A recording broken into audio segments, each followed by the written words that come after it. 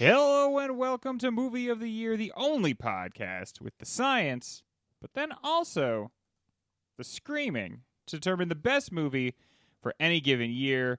This season, we are tackling 1973, a year that we know nothing about. I know we make it seem like we're knowledgeable about 73 and all the ins and outs, but actually, we're kind of phoning it in. We're kind of guessing here a lot of the times. I'm your host, Greg.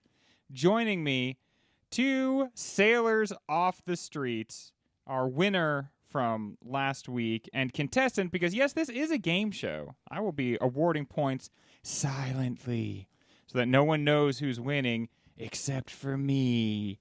And the two contestants tonight are Mike. How you doing, Mike? I'm ecstatic. I'm so great. I'm so happy. And Tell your tone of voice, man. You know what? I've been told that before. I don't know how to express happiness. I just go, okay, push more air through your diaphragm. And I don't think it sounds how I want it to sound. But I couldn't be happier to be here, Greg. And fighting you, battling you, making you really the best you can probably be is Ryan. Ryan, hello. Ryan, I've been looking over the records here. When was the last time you won, bud? The last time we didn't have somebody corrupt judging the points, I believe. Hard to, you know what? This is silent scoring, but I am going to give Ryan, I'm going to give you a point there. Because one or two losses, surely that's on the contestant. But you're on a streak of like 4, maybe 5 losses in a row to multiple different contestants.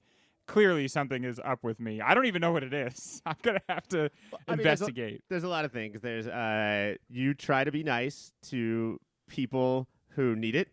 Yes. And you know that I respond poorly to niceness. I definitely do not need it. Yeah, you are not comfortable if somebody is nice or considerate towards you. And number 2, you're jealous of everything about me. Yeah, basically. I want your life, Ryan. And since I can't have it and I never will, I will just keep you from ever winning our game show here. If I could give some advice to my piece of shit opponent, Mike, if you want to tell your tone of voice to sound happy, they say the best advice is to smile when you talk to somebody, and then also have, while you're talking to somebody and you're smiling, have your eyes move apart from each other like that Pennywise clown can do. Oh, yeah. Hiya, Greggy. I'm so happy to be here. I loved hearing that that's not like CGI. That's just something he can and does do. And if you watch, I think honestly sometimes he's struggling not to do it. How often do you think in the middle of sex he does that to mess with whoever he's with? That's like the anime face. he probably uses it. Sticks his tongue out, drools a little bit, lets that eye just wander, the wandering eye.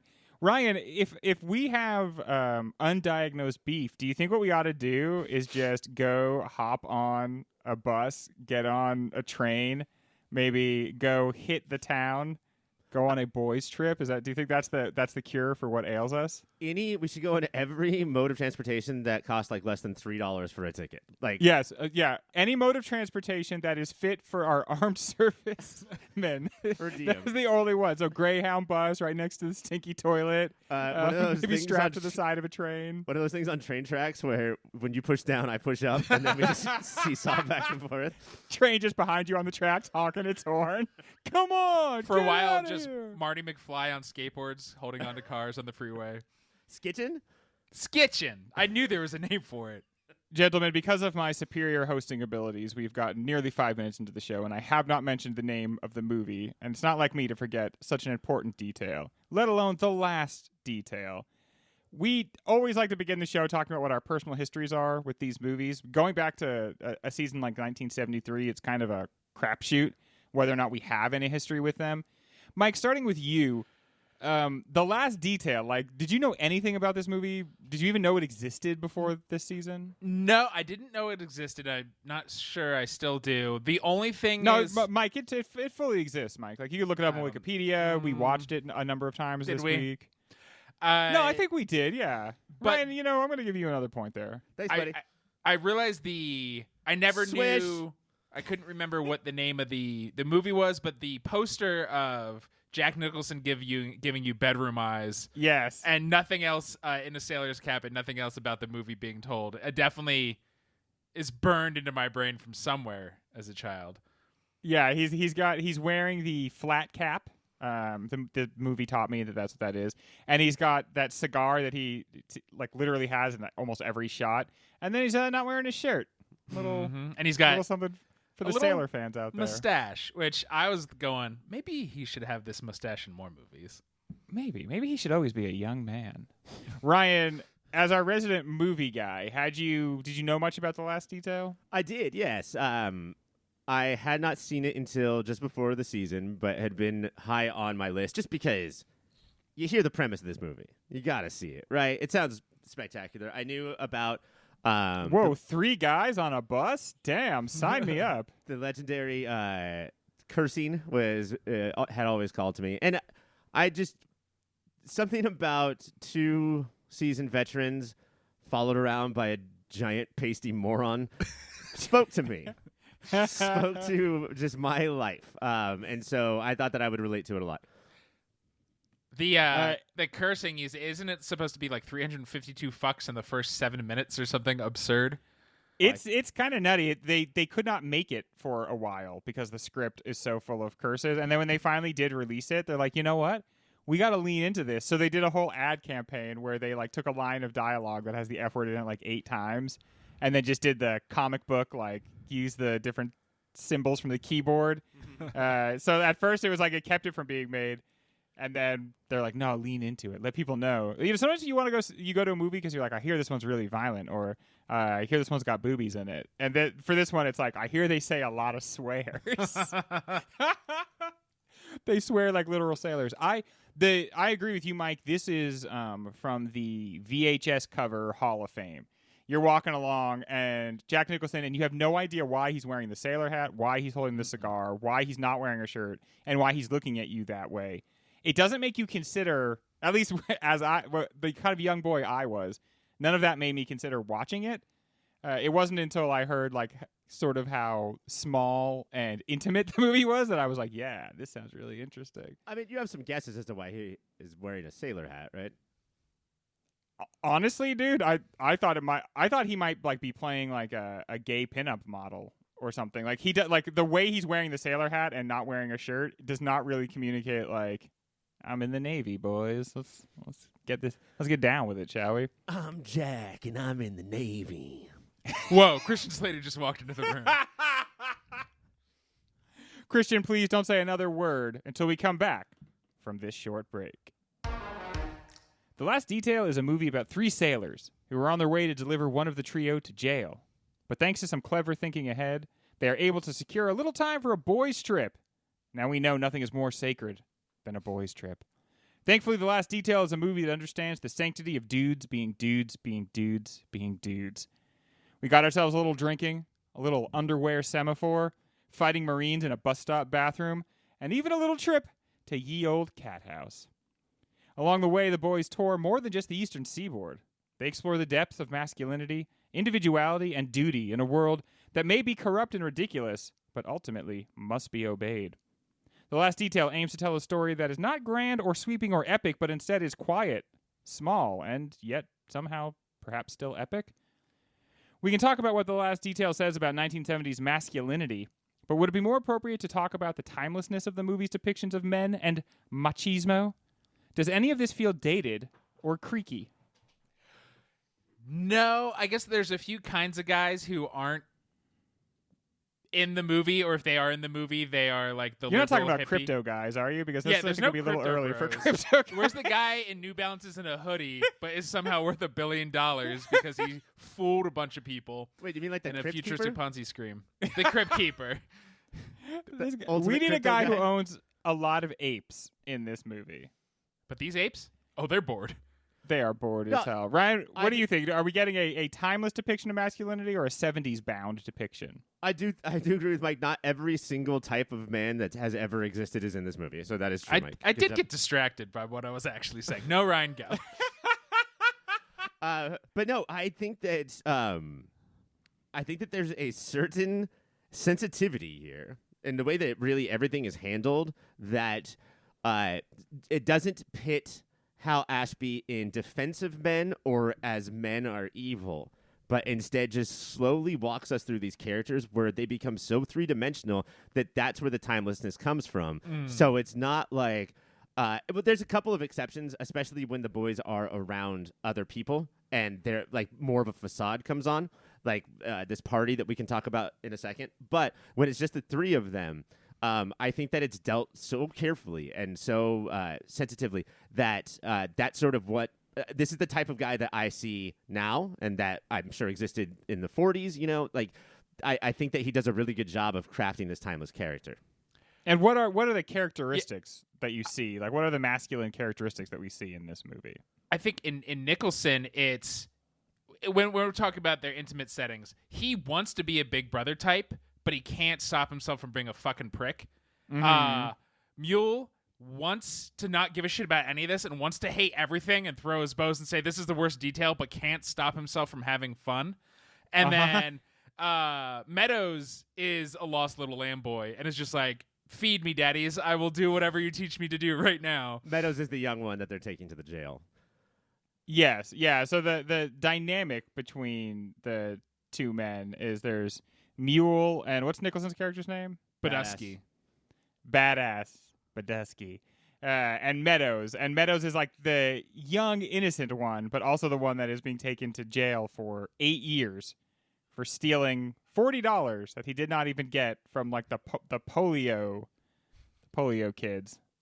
Which, you know, don't do that for sure. Don't steal from polio kids. Everyone should be able to play sports on horses, like even children. But you see these guys go through so many transitions in the course of one conversation. So, you know, Jack thinks that he wants to be the cool guy and the provider, the party provider. He wants to show up at the party with the keg on his shoulder and save the day, you know, but also it's important that you know that he doesn't care whenever you think that he might care too much, you know, and Mule is the guy who, and I mean, like, his last name is Mulford, but everybody calls him Mulhall, but everybody calls him Mule, which is a shortening of his name. But also, this guy is the workhorse. He's the, you know, I signed up for the Navy to get out of where I come from, but also when the man tells you to go, you have to go. I don't make these decisions. And also, he seems to be the one that like kind of likes the Navy. Like the Navy gave me somewhere to go and something to do and helped me build up a life. And so even though they're all, I mean, because they're all rebelling against the Navy, right? Like but the thing that they're on is on liberty. They're temporarily free, and they keep like sort of toying with the idea, like we might just keep going. We might just do whatever we want. We might let this kid go. We might party the whole time we're there.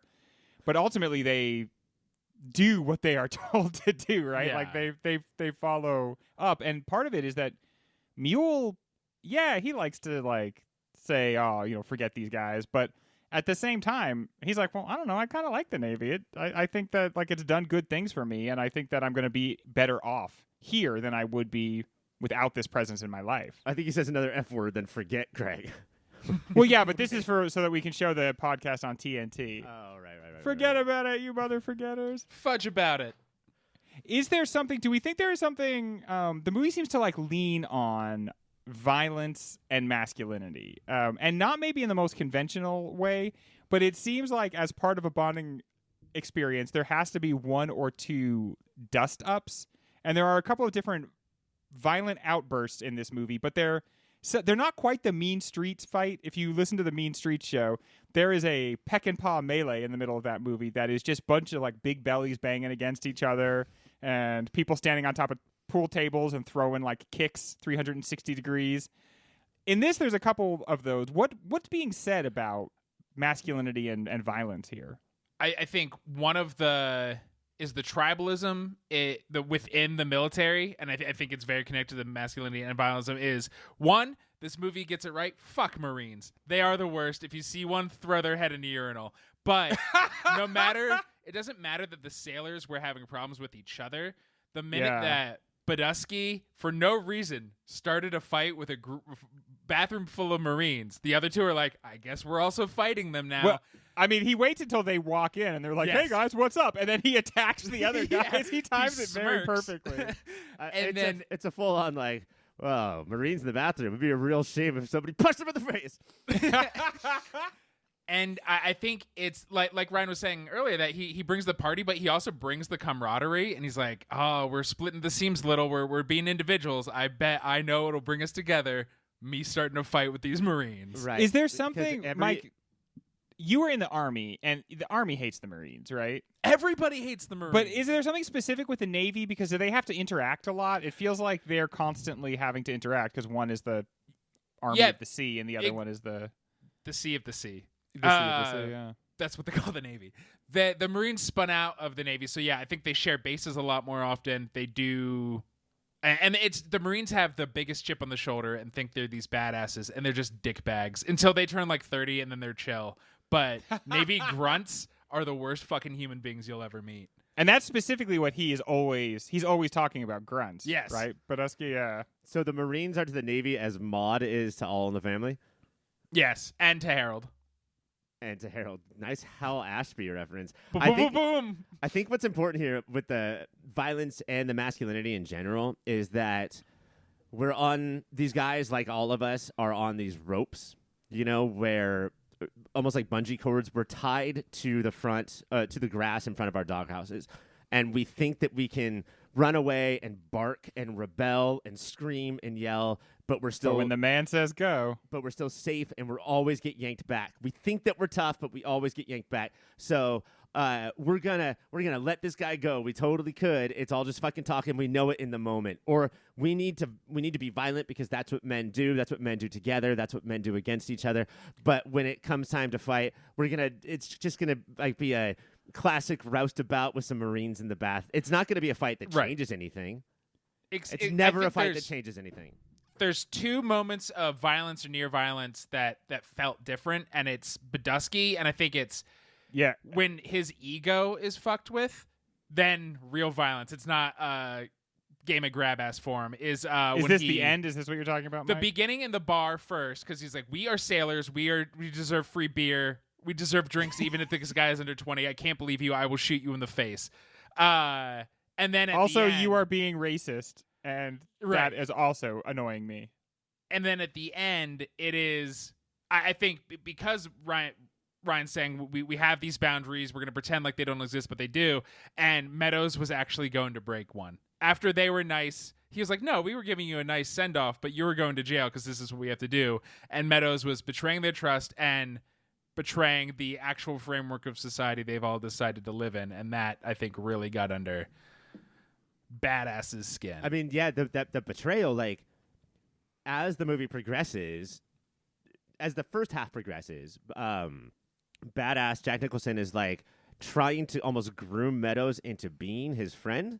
Like, I want you to think of me as this, like, I'm not like other dads. I'm a cool dad, basically, like the whole first half. And then by the midway point, they are equals. With the rare exception where they all remember what they're actually together for. They're all equals, and they're partying it up across the country. And it's kind of like an Obi-Wan and Anakin Skywalker thing, where we see them go from master and apprentice to really just brothers in arms. Continue. And then, but badass depends on that sort of equal, but not that loyalty. I need this to survive. And then when it gets broken, that is a heartbreaking scene. We need to do our duty, which we don't care about, and we need to keep the boundaries up, which we hate that we have to, and we have to beat the ass of our friend in order to keep those walls up. But see, I agree with that to a point. Where I start to disagree specifically with the end is I think there is a personal animus that enters into the violence at the end there. It's not just that, like, we're doing our job and the job requires violence. It's you made me remember that I'm on a leash. Because by doing this, you make me confront the fact that I choose to obey my master and not to obey my, like, heart or soul. And because of that, I'm going to beat the hell out of you, even though that's actually not necessary. And that's what they get in trouble for at the end. Is They return the prisoner all messed up, and they're like, what'd you do here? And it wasn't really necessary. Once they caught him, like, no one's going anywhere in those shoes on that snow. Like, they could just drag him back. But even the fact that he pulled the gun, I think, was like, I am so offended. When they're all tussling, Mulhall is not after Meadows. He is stopping Badusky. Yeah. And that's what's so interesting about the end is how they flipped. But that's why throughout the first half, Mulhall is like, let's not be friends with this guy. I don't think he's gone through this scenario, but I think he sees all of it. This will all hurt more if we know him as a person and we remember that we are people. And so what if we pretend to not be people and keep our roles up? And then he gets suckered in to being a human being with everybody. And I mean, that's kind of he doesn't know who Jack Nicholson is, right? Yeah. Once he learns who Jack Nicholson, he's like, there's no fight. I can't put up a fight against Jack. He keeps Even trying, though, or as he's learning who he is, Right. because part of learning who he is learning that he will move the goalposts on you. Right. Like, we're just going to have a little fun. Okay, now we're going to be this guy's best friend. Okay, now we have to do another thing with him. Okay, now we're going to miss the train. Like, once you start going along with him, it's not going to be the terms that he initially set forth for you. When we come back, we are going to take a look at the staggering career of one Jack Nicholson. Staggering careers. We all have them, but we don't always get to look at them retrospectively. But lucky for us, Jack Nicholson's career is pretty much over. He's still alive, but I don't think he's going to be in any movies. He is retired. Do you remember So now we get a chance. a couple years ago he signed up for that Tony Erdmann remake?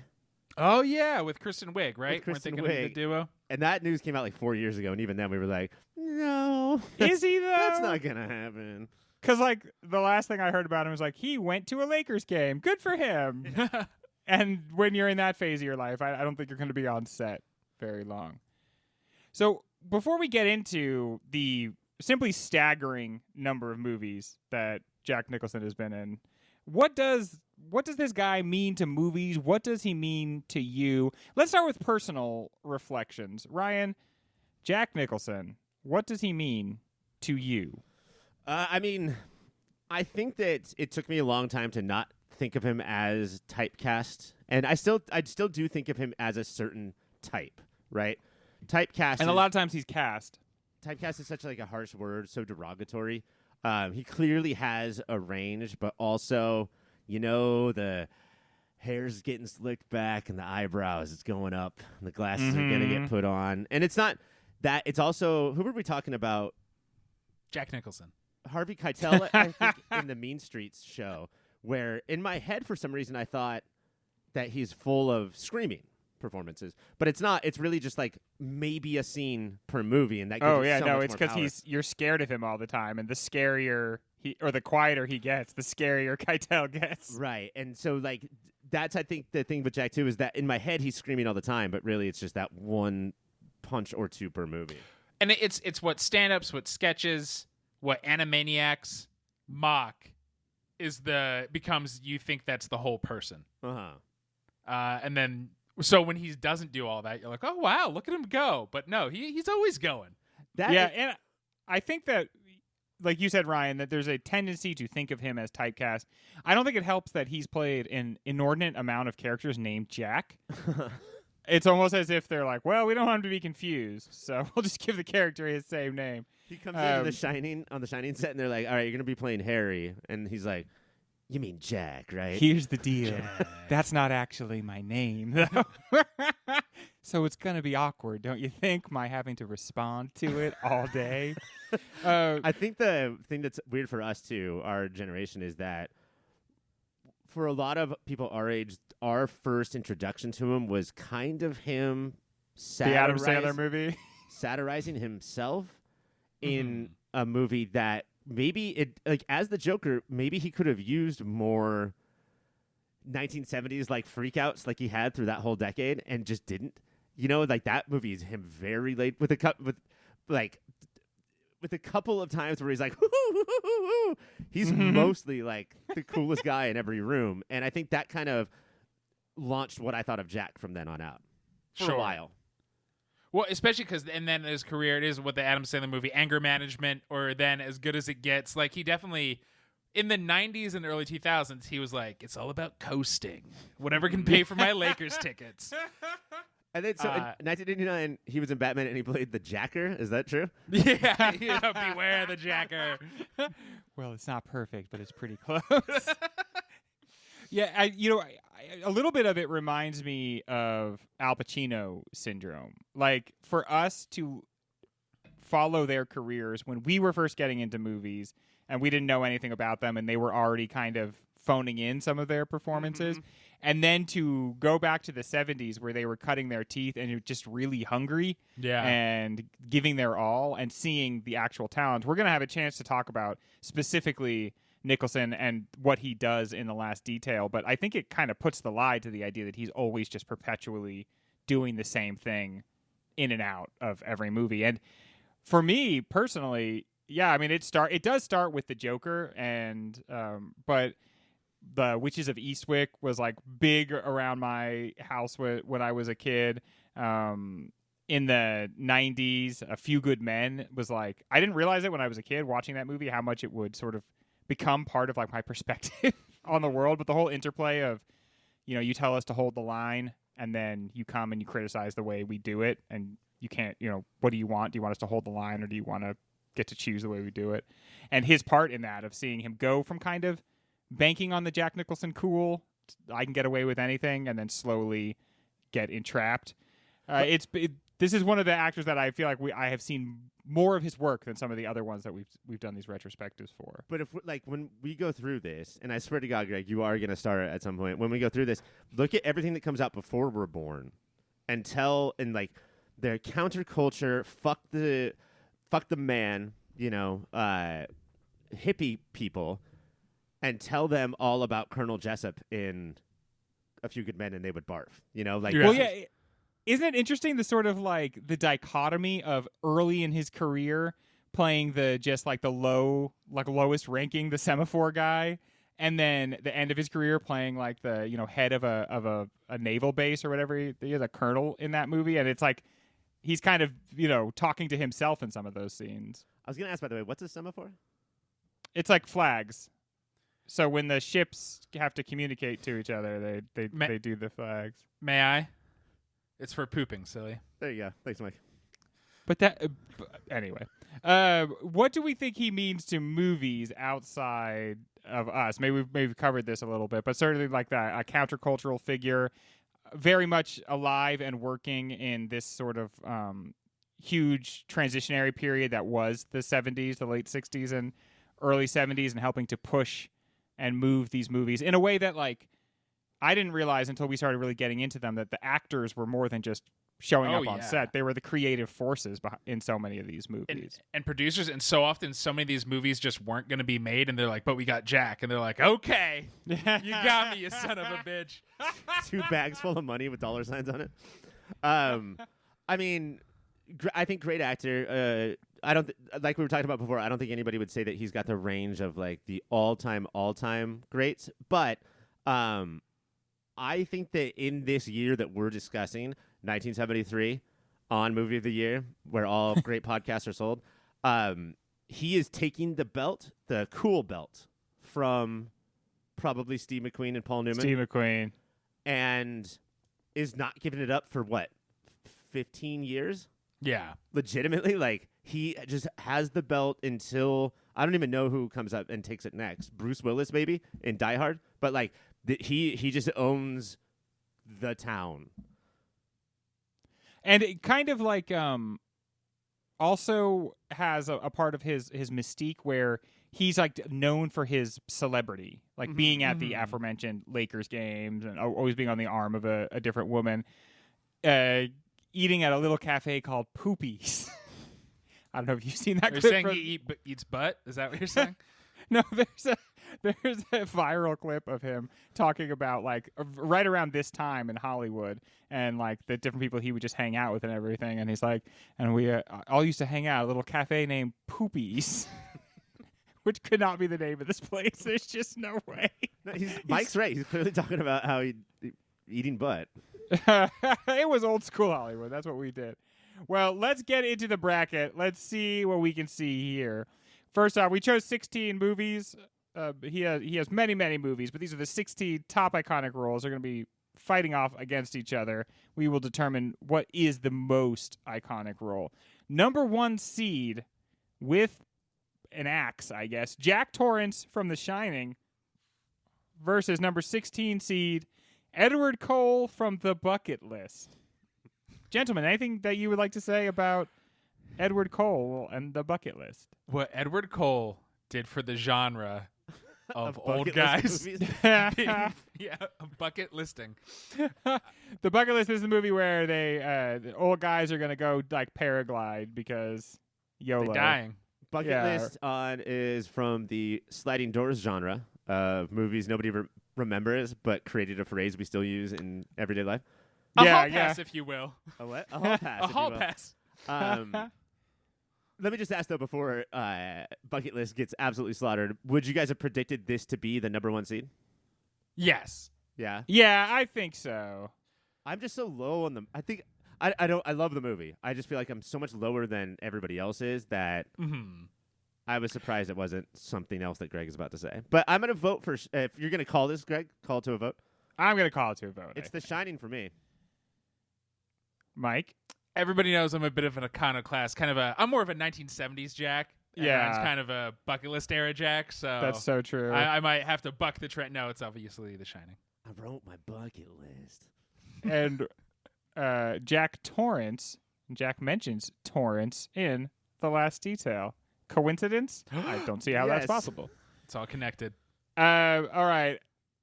Up next is 8 seed Robert Dupia in 5 Easy Pieces, which is a movie I feel like I should have seen, but I have not. But don't tell anybody. Versus number 9 seed Garrett Breedlove. Garrett Breedlove is from Terms of Endearment. Now, neither of their names are Jack. Are we sure we're talking about the right characters? I think we are. Yeah, looking down this list, actually, there's only one. There's only one other, and he's Jake. Actually, he's not even Jack. So He's I one was of the two. way off. Forget it, Jake. Your name's Jack.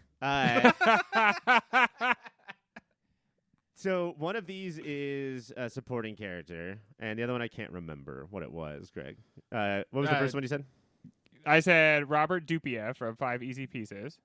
Okay, so this is like the start. This is towards the beginning of I'm Jack Nicholson. I'm counterculture. I just get shit done. Mm-hmm. This is the most famous part about this. If you guys have not seen the movie or the first 4 Easy Pieces that precede it, Ew. the most famous part is that he orders a chicken salad sandwich and tells the waitress to hold the chicken salad between her knees. Oh yeah. Just a slice of life. America sucks. Like It's not that dissimilar from his interactions in several restaurants in this movie. no. Guy, Yeah, guy or eats like a little fucking cafe. pig, by the way.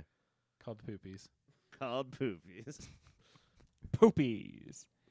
So Ryan, who are you voting? Who should it be? I think it's definitely 5 Easy Pieces. Yeah, right. It's got to be 5 Easy Pieces guy. Up next, number 4, the clown prince of crime himself, the Joker from a little movie called Batman, versus Daryl Van Horn from The Witches of Eastwick. And this is a tough matchup, man. I feel bad for Daryl Van Horn. Okay, I was gonna say if you didn't grow up in Greg's house, it is not a tough matchup to most of the world. No, I mean, the first poster I had on my wall for a movie was Batman. Believe me, there's nothing. I really thought you were gonna say Witches of Eastwick. Witches The of Witches of Eastwick, man. My 7th birthday party, Witches of Eastwick themed. It ruled. We all had a big bowl of cherries and then ate as many as we could until we just puked everywhere. Greg, no Gotta see spoilers, this movie. but is this the devil? This is the devil, yeah. Somebody moves to town, a very alluring man, and he begins dating these 3 different women, and he might just be the devil, Ryan. A bunch of tomfoolery is afoot, and it's kind of like lampooning upper crust rich folks and their concerns in like the 80s, and he's just extremely charming and extremely bad in it in a way that really feels written specifically for him. For Jack. Please tell me there's a part where he walks, like maybe the first scene that he appears, and you hear, "Please allow me to introduce myself." Would feel like a missed opportunity if he didn't. But I'm going to call it to a vote. Mike, what do you say? It's the Jacker for me. Ryan? Yeah. Joker for sure. Joker for Up sure. next, number 5, but I feel like kind of number 1 in my heart, Colonel Jessup. Not because I like the character. Hang on. Back up. But because the movie made a big impression on me. Colonel Jessup from A Few Good Men with Tom Cruise versus Warren Schmidt from About Schmidt. So that's a title character. That's That- titular. That's Whereas titular. Colonel Jessup is only one good man. Yeah, he's one of the few And good not men. a good And, man. He is the one who's telling everybody that they cannot handle the truth, right? That is correct. Yeah, exactly. And I really feel like this character became sort of how a lot of political figures speak now, that you just have to you got to do dirty, terrible shit all the time in the commission of trying to fight for peace. And I am tired of acting like we don't have to be brutal to maintain a peaceful existence. And so now I'm just going to give it up. But now the ending from 25, 30 years ago of him getting in trouble for that seems kind of quaint, because Yes. it seems like now he would be the boys style cheered out of the courtroom for what he did. That's the thing that Sorkin fucked up here is you were supposed to only share that with your homies in the army cafeteria, not Yes. out loud in public. And now Yeah, he gets him everyone with says it. this is a little bit of TV courtroom action. Oh, for sure. Yeah, where you get the defendant all flustered, and then they just admit to the crime because they're so angry in the moment. I bet this hardtacked guy who's led a bunch of wars would be able to just be flustered in a courtroom. I know. But it's Tom Cruise, though, is That's the lawyer true. that's... You're just staring at the man. one monotooth, and then you get distracted. I have to say, from a beautiful era of Tom Cruise, he had it all going on. in the Now- white A suit. Few Good Men, Mm. delicious. At one point, Now, when he's cross-examining, Tom Cruise's eyes just go white, and he opens his mouth, and just the monotooth comes out and just makes Yeah. noise like the and he's a hypnotoad. whoa, whoa, whoa. That's his ultra. That's his lawyer move when the chips are down. It's so It's his one S-tier. desperation move. Are you guys worried that we're talking about Colonel Jessup so much and the monotooth because he stepped in a big old pile of Schmidt? No, there And will be no... I'm not personally worried about that. No. Is Helen Hunt in that? Is this his first movie where it's I'm an old guy now? Nope. Helen Hunt is as good as it gets. About Schmidt, I think everybody thought, oh, okay, as good as it gets too. It's a very different movie, very different tones. I think stands up better. As Good as You Get just got cringier and cringier as time went on.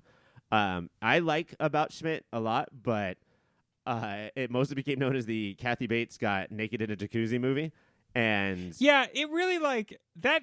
It's the number one thing people will tell you about that. And I have to admit, when I hear the name of this movie, for whatever reason, I think of the way the cover looks, which is him just looking very befuddled and Yeah. old. he looks and like then I a think, Nick Nolte mugshot.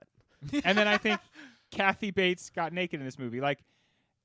Why did that make such an indelible impression? Also, he was the number one pop culture Schmidt until another Schmidt came into town. Oh, hell yeah. Who are you Chutney. talking about, Ryan? Really all types of chutney. I think we're ready Yeah. to call this. I mean, it seems pretty clear to me. Does it seem clear to you guys? Yes. Does it seem Crystal. clear to you it guys? seems crystal. Thank you. So it's Colonel Jessup then? Yes. Moving on. That is the end of the first part of the Jack Nicholson career retrospective. When we come back, returning to talking about the last detail. But I never saw the first through middle details. Gentlemen, is the Navy in this movie more significant than just a framework for the plot? Or does the movie have some deeper thoughts about politics and the military?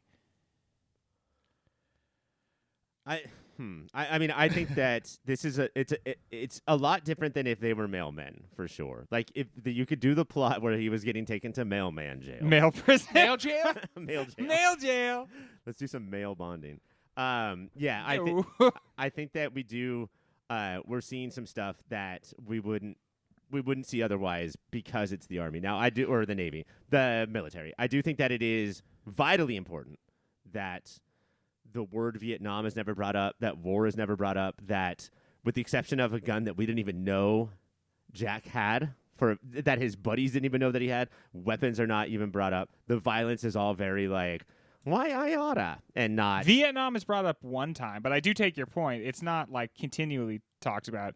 There are, I feel like inferences to it, like when they talk about going to the sex workers that are like friendly towards the Navy. I felt like there was the implication of like Vietnam not being popular. And then when they go to like that house party with the chanter people, one of the women asks Mule about Vietnam. And so, like, it is literally the word is said, but like, and that's when he's like, "Man says go, you gotta go." Yeah, and which I think is like, so important to understanding the movie. But it's not that everywhere they go, they see signs of it. It's not that people are constantly harassing them about it. I feel like if you made a movie about 1973 now, and 3 guys were in the Navy going up the eastern seaboard. Now we would be like, everyone that saw them would be like giving them a hard time, or you know, it's definitely different than say Forrest Gump, where everybody is in like that year's costume. Right. If it was like a costume party, you know, where like it's so extremely of its time just to like get some point home. And I know it's different because this is contemporarily, you know, this movie is made in 1973 and takes place in 1973. It's got a different job than Forrest Gump, but it's still, I think it speaks to, again, I mean, Forrest Gump had so many jobs, though.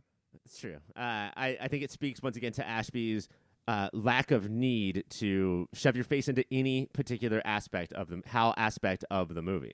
And it's also, I think, more true to life than Forrest Gump was. I bet most people didn't spit at sailors and soldiers all the time. They were just there. Yeah, there's a lot of recent reporting on how much of that might have been a mythologized idea of like soldiers coming back and being literally spit upon. There's a lot of people who say they know someone it happened to, but like, I don't think true. I don't think there's anyone who actually says that they were spit on, or that like people actually came to the airport to give them a hard time. And I just feel like it's kind of an interesting chronicle in the way we remember the past. Instead of just remembering it, we like create a version of it to remember.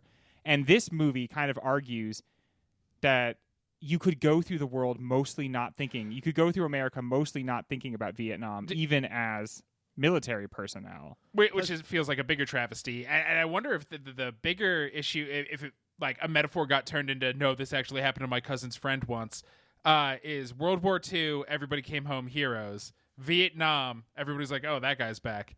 And they're like, it's like they're spitting on us. And then it just grew and grew and grew because they're no longer lionized. Wouldn't the sailors kind of appreciate the spit? Like, feels like we're on the boat. I don't think it's just they love any form of liquid, Ryan. The salty air, like the salty spit on their face. No? How great was it watching him in that scene where he's like trying to pick up on that woman, and he's just rhapsodizing like, but like it's nothing based on his actual experience in the Navy. It's just him like reading like a Jack London novel or something. Yeah. All you have out there is the sea. The sea looks into you, and you look into it. The movie starts off with, I have no idea what anybody in the military does. I have multiple people in my family who are in or have been in the military. Mike has been. Care not to ask them. Like, I don't want to find out, but I don't know what they do. We don't want to know, right? We just don't want to know. A few good men, Ryan. I swear, it all comes handle back. What we all do. This movie starts out with cut to Mike watching Netflix in a basement in an army base, looking around to see if I can jerk off yet. Watching a Netflix documentary called "What Do People in the Military Do." Oh crap! I gotta take notes on this. This movie starts out with Jack in what looks like the Cuckoo's Nest asylum. Yes, shit face sleeping in a recliner. Way to go, soldier! Way to serve your country.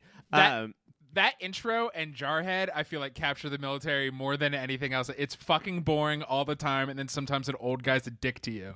I have to say the intro is perfect for this movie. It is, hey, you're going to go do this detail. No, I'm not. Hey, you're going to also go do this detail. No, I'm not. You can tell him myself that I'm not going there.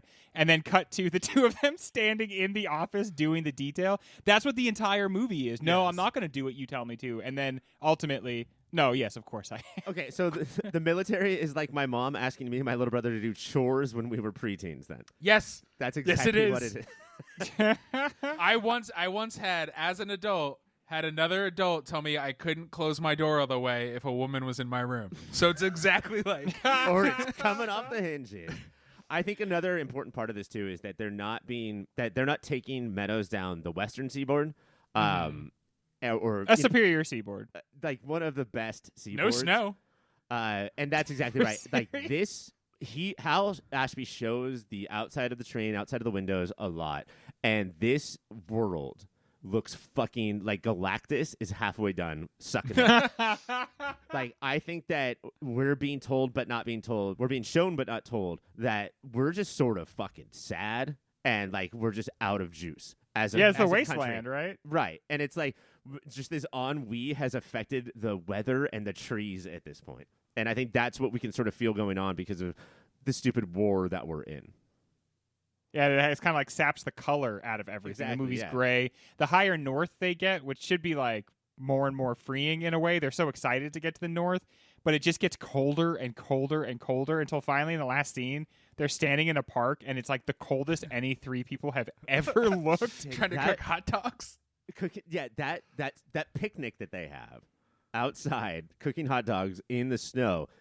Like Jack Nicholson is sitting on a bench trying to drink a beer, but it's so cold. Like you can feel it. You can feel it with him.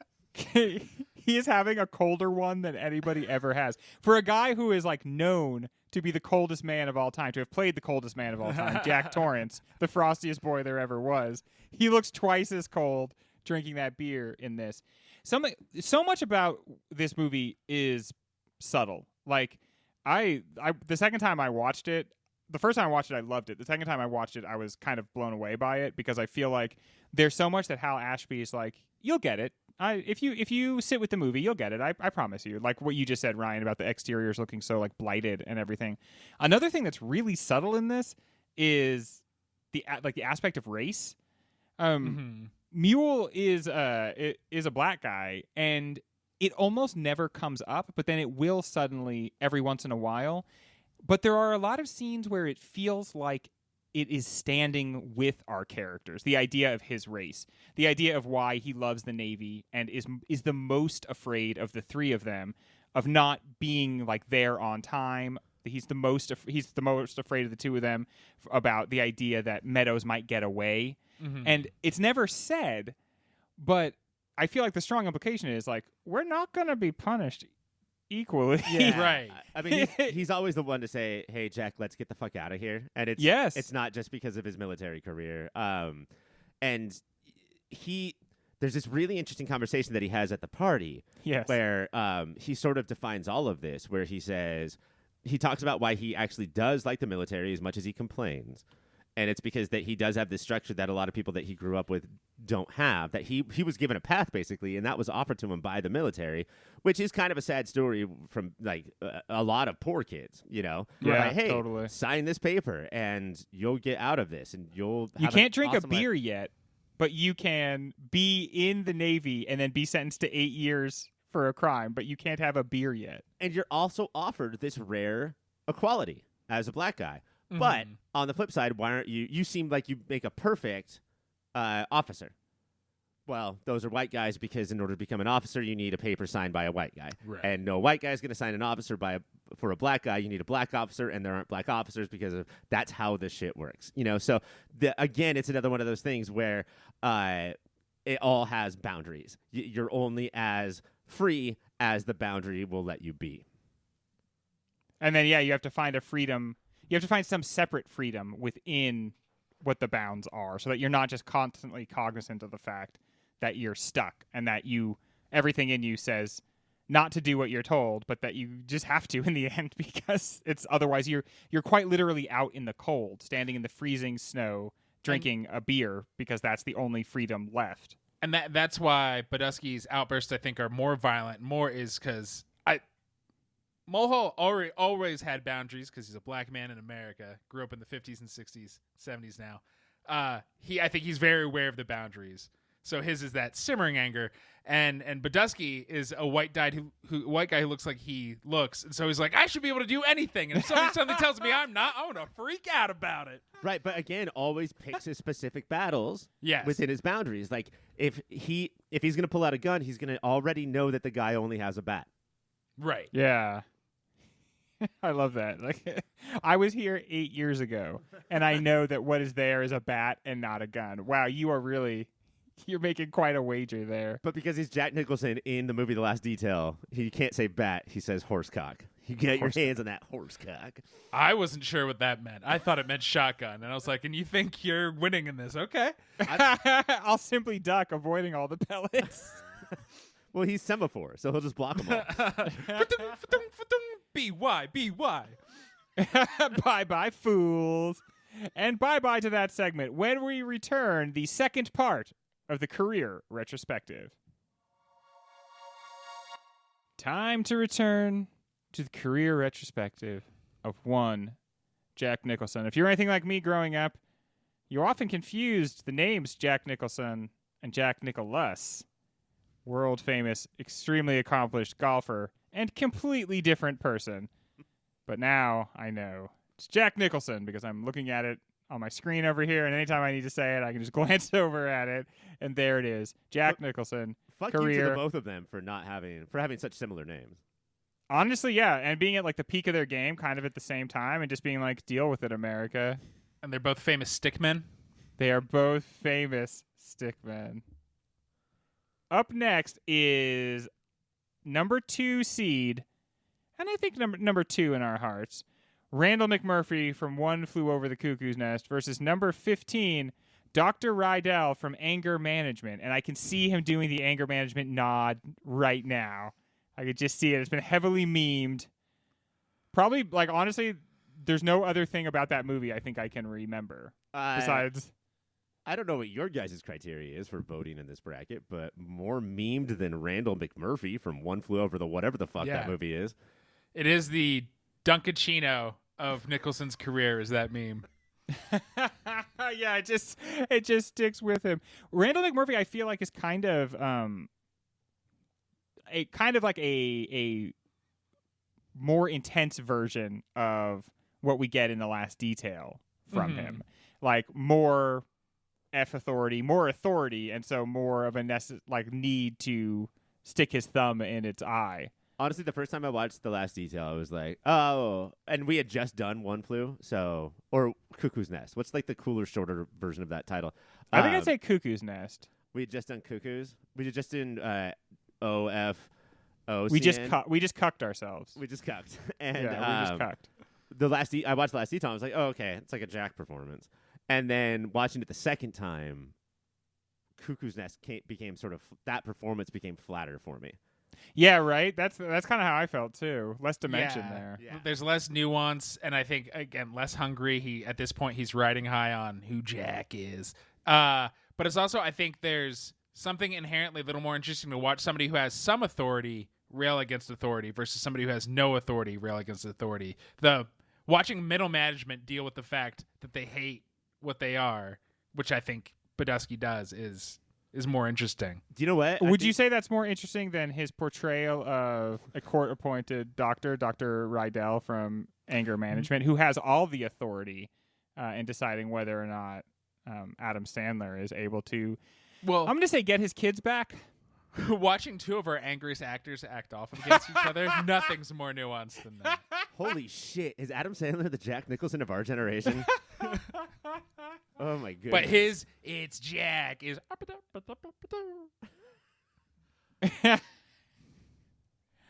This feels basically like a slammy D to me. I would Ryan, say fuck you to the bucket list for being 16th. You couldn't get past anger management in this bracket, in this seating. Yes, Greg, I will vote for Randall McMurphy. Yeah, looking at these brackets, sometimes I'm like, 16 is a bigger number than I give it credit for. Like that's even for a Jack Nicholson, that's a lot of rolls. Yeah. So then you're getting down to you're getting down to the Adam Sandoozles of the world. Number 17 seed is Frank Costello from The Departed. Number 10 seed, George Hansen from Easy Rider. Ooh, wow. So we're getting emails no matter how this goes. The Departed is important because he had Bucket's List and Anger's Management under his belt, and it felt like he went like, no, you guys know I can still act when I want to, though, right? Yes. Like, so, yeah, I think that we were essentially done right? At this Yeah. point, we thought that We he was had gonna- completely sold our stock. But I don't love this movie as much as everybody else does either. I think this is kind of a clunky movie, and I don't think he's not coasting in this movie. I do think he's in a he's shot in a Scorsese style, but he's still going like, I'm Jack, I'm in the department. He's kind of playing a guy who's coasting, right? Yeah. Like Whitey Bulger's just Costello. like the whole movie is like, how is this guy even staying in power? It seems like everything is kind of falling apart around him. And then the problem is the end of the movie, I think, becomes ridiculous. The last 15 minutes of the movie is just every principal character being shot in the head, one after the other. And after a while, you're just like, it loses its impact when somebody walks through a door and gets shot in the head. And you're like, that's the 8th dude in a row that I've seen get domed. They're not even playing what you say over every time somebody gets shot. Yeah, Also, Frank Costello has the most offensive line in cinema history. He says, he's looking at a screen with a porno on it, and he says, maybe it's because I've always been able to have all the sex I want, but I've never found pornography interesting. Yeah, dude. If you have all the sex you want, the porn's not for you. It's for other people. People who don't have all the sex they want, bud.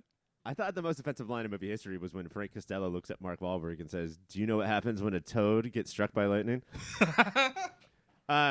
George Hanson, how much stock do you guys put into like career importance when voting? Because Easy Rider is kind of the thing that launched everything, right? He takes this job in this friend's movie, made like, I'm gonna say like $8,000, and plays more of like a suit and collar type guy, like, yeah, let's hit the road, but like his jackness sort of fills the screen. He steals all the scenes and then explodes. He just becomes a megastar after this.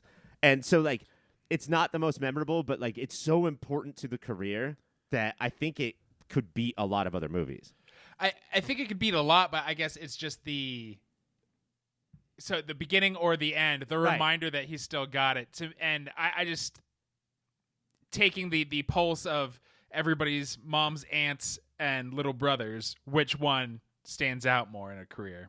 I do, like, personally for me, and this is probably because I'm as basic as moms, aunts, and little brothers, but when I hear his name, this is one of the first roles I think of, is Frank Costello from The Departed. Like, same. It's kind of like a reflexive. And I agree with you, Ryan, that the movie is kind of clunky and that it, like, as I said, it gets a little absurd at parts. But still, him as Frank Costello, this is one of the indelible roles in his career. And that, I agree, Ryan, that when it's a big role and it helps launch more than just his career, more than just that movie, but like a whole genre of Hollywood movies. A new Hollywood? Yeah, a whole new Hollywood. Even with all of that, Well, I feel there's a lot of gravity to Frank Costello. Let's go to the vote. I fear we have our first non-sweep. Ryan, where are you going? George Hanson, Easy Rider. Mike? Yeah, Easy Rider, I think, has just been too memory hold. My vote is for Frank Costello. Which means I have to go to my vaunted tiebreaker, which I hate to use, and causes me to take Alka-Seltzer. But I'm going to go with Frank Costello because personally, that is just what I think of. It's as iconic to me as any of his roles, really. Up next, Jake Gittes from Chinatown is our number 3 seed. Our number 14 seed, Bill Rorick from Broadcast News. So when we look at a career, it's funny to figure out the point where you are playing on yourself, right? Like, when are you getting checks on checks? And we were talking about the Joker in the first segment of this, where like you're cast because you're Jack, not because of your acting skill, because you're Jack. Bill Rorick, he comes in and he's maybe got like 3 scenes in this movie. I don't know if you guys have seen Broadcast News, but he's like the sort of super network, highly paid reporter, kind of an asshole, like egotistical. But they wanted Jack, they wanted that Jackness for the movie. It's incredible, but the other one is Chinatown. Yeah, dude, it's Chinatown from the hit Chinatown, movie Greg. Chinatown.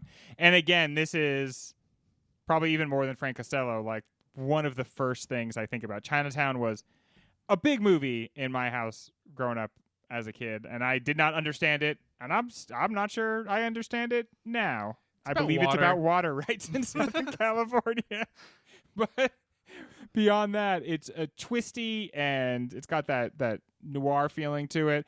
This is a huge iconic role for me. Well, let's go to the vote. Mike, what do you say? It's Chinatown, Greg. It's Chinatown, Mike. Ryan? Forget it, broadcast news. It's Chinatown. But I will say, if we ever do 88, no, whatever year broadcast news came out. 87, idiot. Sorry, Mike. It's a strong dark horse. Like, it's James L. Brooks. It's like right up all three of our alleys. So. Yeah, that's one of the movies that every time it comes up, I'm like, okay, I still haven't seen that. I feel like I've been meaning to see this movie for 20 years. Yeah. It's just so hard to see a movie, right? No, You I gotta know. take 2 hours. Oof. Who's got that kind of time? I have to look at my phone. Up next is number 6, Melville Udall, As Good as It Gets, versus Billy Badusky, the badass himself from The Last Detail. Now, here's one where I'm going to say, fuck iconic. I'm going to vote with my heart. Yeah, I personally am gonna absolutely go back on everything I said for this one in particular because I didn't even know who this guy was until yesterday at this time. But we knew the poster. But we knew the poster, but like we are just about to talk about this next segment, so let's keep some of our powder dry here. But Let's especially talk about Melvin Udall, who let's do that, dude. Let's talk about the Ood. I had mentioned he won Best Actor for this after, not kind of a little dry spell in the career. And I had talked in the last segment about how this movie's become cringier over time. And it's this guy who is supposed to be an asshole, when he is very misogynistic, homophobic. But, like, those were all punchlines in 1995. Like, those were supposed to be theater, laugh out loud in the theater jokes. Like it's hilarious how misogynistic and homophobic. Yeah, because I Yeah. remember one of the lines was a woman comes up to him and says, "I love your work," and he says, "Thank you." She says, "How do you write women so well?" He says, "I just imagine a man and I remove all sense and reason." Right. And That's it's like that joke is on him, but also that's not the only thing that's supposed to make people laugh about that, right? Right, Like they're not right. just making It's like funny because it's true. This is the Helen Hunt movie that you were thinking of earlier, Mike. Right. And I always am. I don't think this is aged as well. And fuck it, it's our show. We do what we want. And what's with Helen Hunt at this point in her career? Because very soon after this, she's in What Women Want. So she just has to go toe-to-toe with misogynists who the whole goal is like, maybe there is a harder goal under these pieces of shit. She goes up against that fucking piece of shit Tom Hanks in Castaway. Ugh. Oh, I'm going to leave my wife for years? I think she was an under and is now still an underappreciated Yeah. actress and creative force, and I think that she ended up taking what roles like she could get, and it's a shame because she's such a presence on the screen and so funny and a creative force as well. Unfortunately, that's as good as it gets. But that's as good as it gets, everybody, and that's as good as it's going to get for that one because we are moving Billy Badusky on to the next round. Round 2, Jack Torrance from The Shining. The Shining, Versus Greg. Do you want to The get Shining sued? versus Robert Dupia from 5 Easy Pieces. It's JT Orange for me.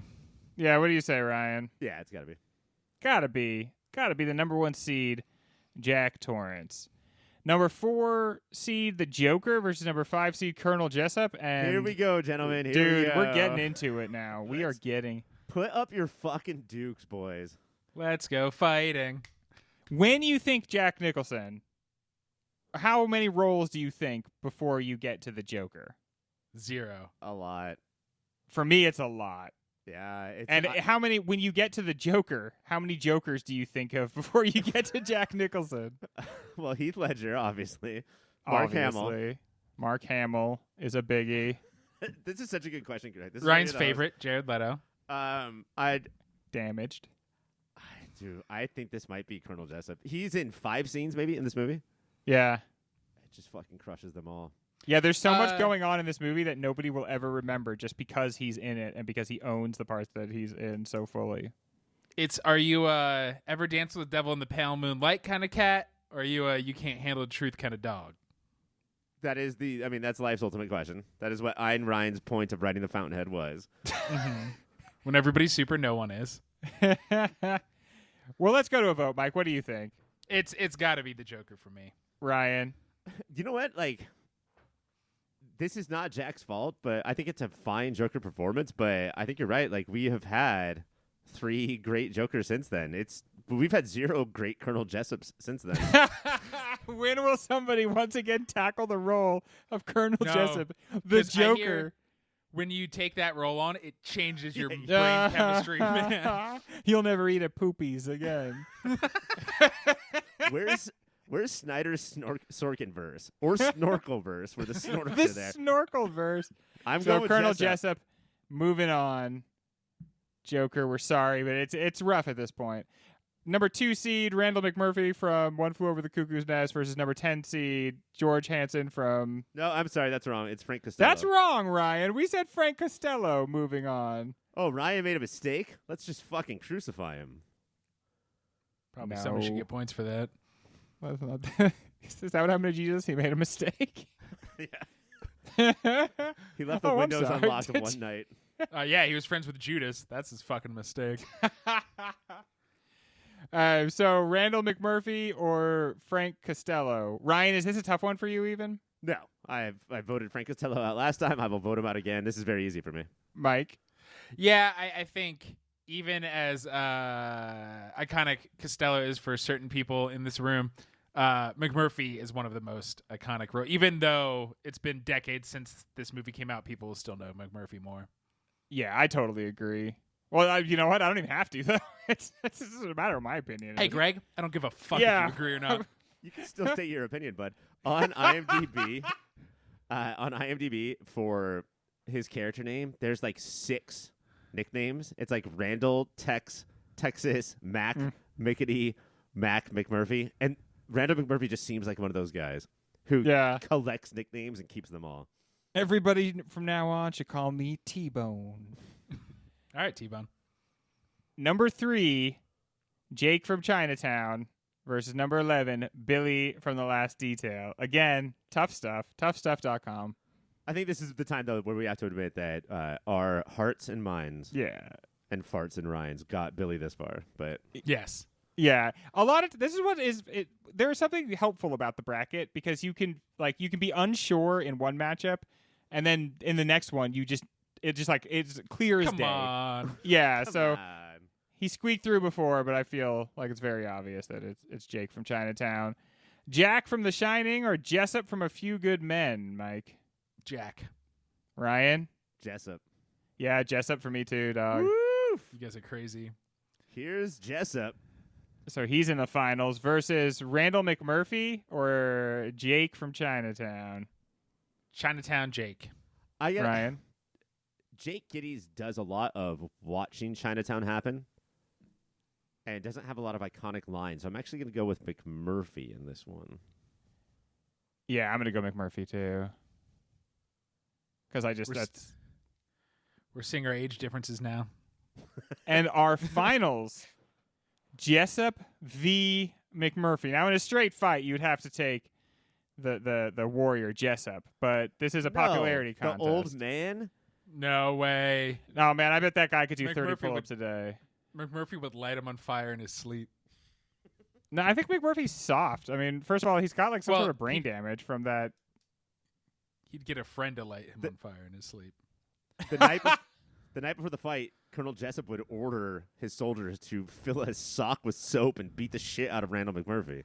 Are you ordering a Code Red? Yes, I am. One Are tall you glass ordering of a Code Baja Red, Blast? please. It is cruel and unusual to make a soldier drink Code Red. I don't care. So, who's it going to be, Jessup or McMurphy? Mike? I don't give a shit about either of these characters. I guess it's McMurphy for me. I think McMurphy for Mike. Ryan? It's McMurphy for me. And Randall. That feels like a very solid answer. I know Mike got a little poo-poo pants there at the end, but I felt like that was a very solid answer. I know where I'm going to eat after this Did episode. Mike order a dinner at Poopies? Congratulations to Randall McMurphy, Mac, Texie, T-Bone, Poopies. When we come back, we're going to talk a little bit more about Jack Nicholson. We've just been talking about all his performances, so I guess we might already know the answer to this question, but is this the best Jack Nicholson performance or the most Jack Nicholson performance? Why does he have to be badass and not say... Why does he have to be badass and not say Ryan O'Neal? Because then he would have been a dumbass. Most I think is important. It's earlier you said like the first time you watch this movie, you're like, "Yep, Jack's doing Jack," and I do think you're so used to it that you're not noticing the texture. Yeah, he just does the voice and the eyebrows, and you're like, "Oh yeah, I know what he's doing in this performance." That is just his voice and eyebrows, people. He can't help it. I'm sorry, Mike. Which voice? This voice. I'm Jack Nicholson. Perfect. Do you think other podcasts are going to be jealous the fact that we have 3 perfect Nicholsons Premier. and that most podcasts don't even have one? It's like you couldn't tell. This podcast could be Christian Slater and 2 Christian Slaters. I'm going to be honest, that was my Kevin Bacon. But so I think what you were saying, Mike, was that his performance at first seems like standard, but then you start seeing depth. What is some of that depth? What is some of the depth we see from both Nicholson and Badass? I think it's because he hadn't. One, I think the actor had not calcified what his Jackness is yet. This is so early on in his career. This is a couple years before McMurphy. So like here's what I'll just do. I don't think he's touched his buttons, and maybe he's still trying, but there's a level of like empathy and depth underneath when he's like, sometimes when he's being mean to Meadows, you can see kindness in his eyes, even though he's being a prick, and vice versa. Like you could just see what we always say here: do 2 things at once. And Badusky constantly is holding 3 or 4 emotions in a given line. Yeah, I mean, it's like, it's the lying thing. Lying is a harsh word, but it's the facade thing, right? Like, I know who I am, and I know who I want them to think that I am, and I know who I'm worried about them thinking that I am, right? So I need them to think that I am a man and a party animal and cool. And like in charge, like he very much, even though it's like a company of 3 dudes, he's one of 3 people in it. He clearly seems to like love the fact that he's notionally in charge of it. Right. And that's why he does those things like move the goalposts, because that automatically puts him in charge. You know, like he makes these bets and he gambles away all their money because he's now in charge. They have to do what he says. But that's why the party scene that we keep talking about is so integral, because we see him talking to somebody that he's not comfortable with, namely the scariest of all villains in the male bonding movie, a woman. Who does not give a shit about him. Who does An attractive, bored-looking lady. who does not buy into the whole Bill Badass Badusky lore, and he is a fucking moron. Like it's really hard to watch him be so bad at everything. I wouldn't be surprised if he was an actual virgin listening to him talk to this woman. If they remade this movie in modern times, the woman he's talking to at this party would be actively scrolling on her phone the entire time he's talking to her. But because nobody had any way to escape that, she's just like kind of stuck. Like everybody at the party, and this happens at a party, right? Everyone has grouped up, and she is just stuck with this guy. And worst of all is that he thinks he is just like absolutely killing it, crushing it. And it's not just that he says he's killing it. He's like, I'm giving her such a line of horse shit. I know. You should hear how fucking wet she's getting. You know, like you should hear like how much she is in love with me. And like, so the entire reason that you're doing this then is not to hook up with this girl or make a connection. It's for the conversation in the kitchen later when you're back with the dudes, with your friends, with the boys. when you're back to feeling comfortable. That's your entire reason for talking to other people. Bring it back to the boys. And one thing I noticed, especially watching it the second time, was I noticed how he's not just like the older brother or the dad to Meadows. He's clearly trying to save some part of Meadows that he feels like he lost himself, right? Like he wants to teach Meadows how to do semaphore. And he's like, wow, you would have been a really good signalman. And then they have like this secret way that they can communicate to each other. And so I think part of what he's like gnawing on is that the Navy for him has been like a prison. He's tried to escape a life with this woman that he was married to briefly, but she wanted him to become a TV repairman, and he felt like that would be a trapped life. So then he's in the Navy where he has to do whatever they tell him to. Yeah, and like both he and Mule refer to themselves as lifers. Mm-hmm. Right. And so it's like he's going to jail for 8 years, but we are sentenced to the rest of our lives in this, this man's Navy. And I feel like you can see that like he feels like some part of himself has been imprisoned in the way that Meadows is going to be. That's something I've never understood. So you sign up for like instead of going to college for 4 years, you go to the military for 4 years, right? Yeah. Yeah. And then at the end of the 4 years, you could be like, okay, you're free, or this is your job now forever. No, there's periods of contract, and so they probably aren't lifers. They're probably 2 years till their next contract, but they both know they're going to sign up again. They're just going to sign again, yeah. Because they will both say, no, I'm not going to. I'm leaving the Navy. I'm sick of this. And then when it comes time to sign up again, they can't take the freedom. None of us can, right? Like we want to be free. We want to be on liberty, but we want that liberty to be prescribed within an entity that gives within a framework that gives ourselves some sort of meaning to our lives. And so we can't be free. We don't know how to be free. It terrifies us. I mean, the shit that we take for granted every day is like a super awesome surprise to them. Like they get to treat it as like a really cool vacation. Yes. That's what this prison that they've signed up for. So like, do they have homes? Can they have families? I mean, Mule does, right? He's got like he's still sending money to his mom, but it sounds like he's got another, house and life set up as well.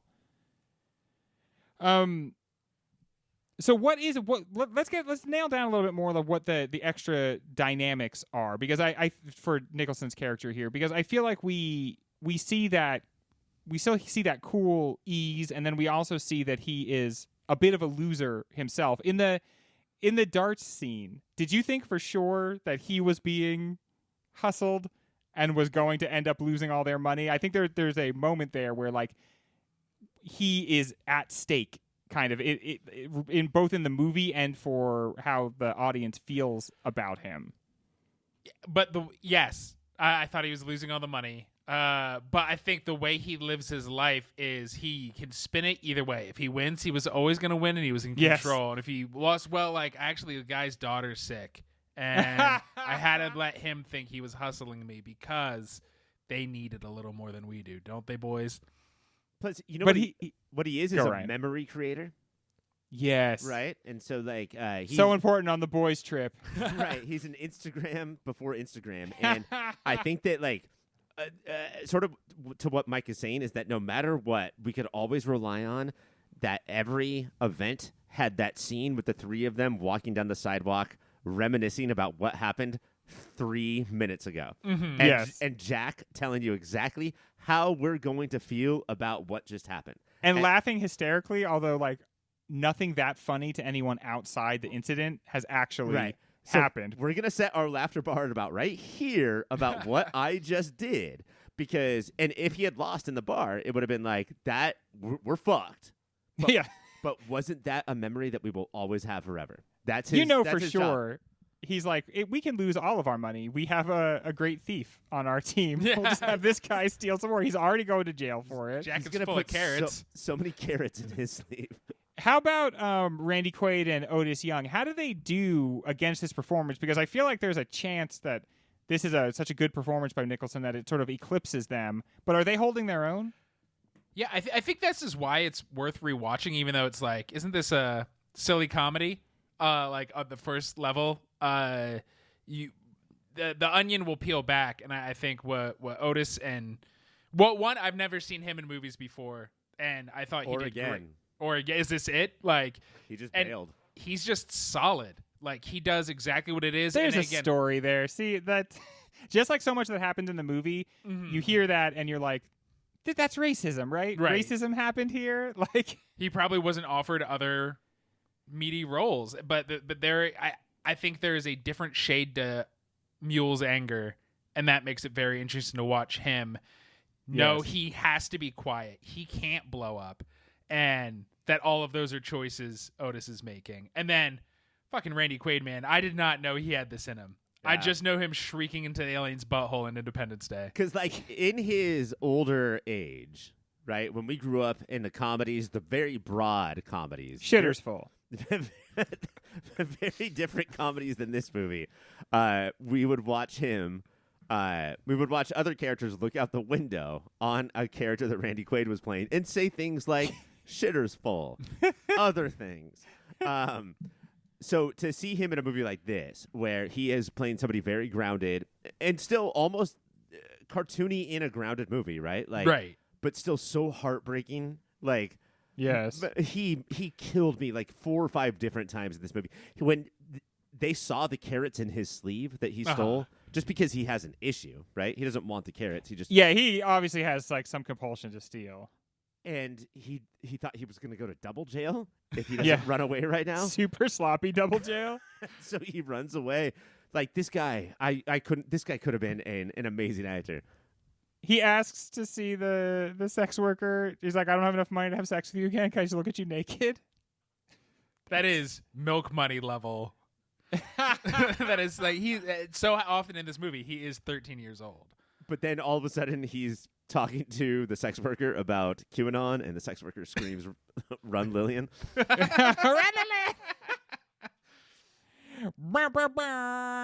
Speed round. This is the second of our Hal Ashby films, and so we are uniquely qualified to weigh in on him. Should he have a bigger name in Hollywood, and what is he doing in this movie that's so effective? I think it's like what it stands out from him from a lot of the other new Hollywood guys is that he doesn't.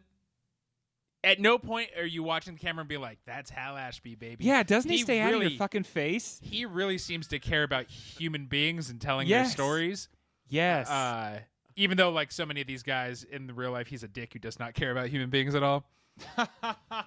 I think that his other movie that we watched, which is Shampoo, was more judgmental. I think that it took more shots at, say, what's his name? Himbos and himbo culture. No. I think that Warren Beatty came out all right in that movie. It's the cheating husband character played by... What was his name? The guy from Problem Child. Is the other movie I can remember him from. But I think that we always think of directors as like holding the camera, which they literally never do, unless you're Steven Soderbergh holding an iPhone. You directors never hold the camera. Not even for a second, just to take the weight off somebody else's shoulders. No, it's a union job. They'll yell at you, actually. Yes, it's the last thing they would do is want to do somebody else's job. The DGA, all 3 guilds went on strike at basically the same time. The DGA signed almost immediately, just to not have to lift a pen any longer than they had to. We don't want to go on little marches. That sounds awful. But it's also it's tone control. That's what the director's job is tone control, and that's what Ashby does.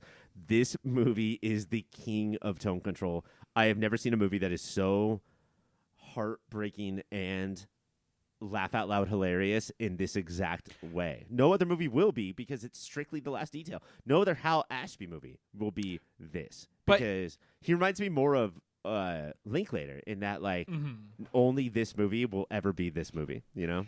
It does. I think Linklater makes a lot of sense. He's a dramedy master. Is how do you inject, like, this is a very funny movie, but it's never going to be shitter's full or hangover baby wear sunglasses. Like, it's not going to be broad. It's going to be real human groundedness. Even when it gets big, it feels real.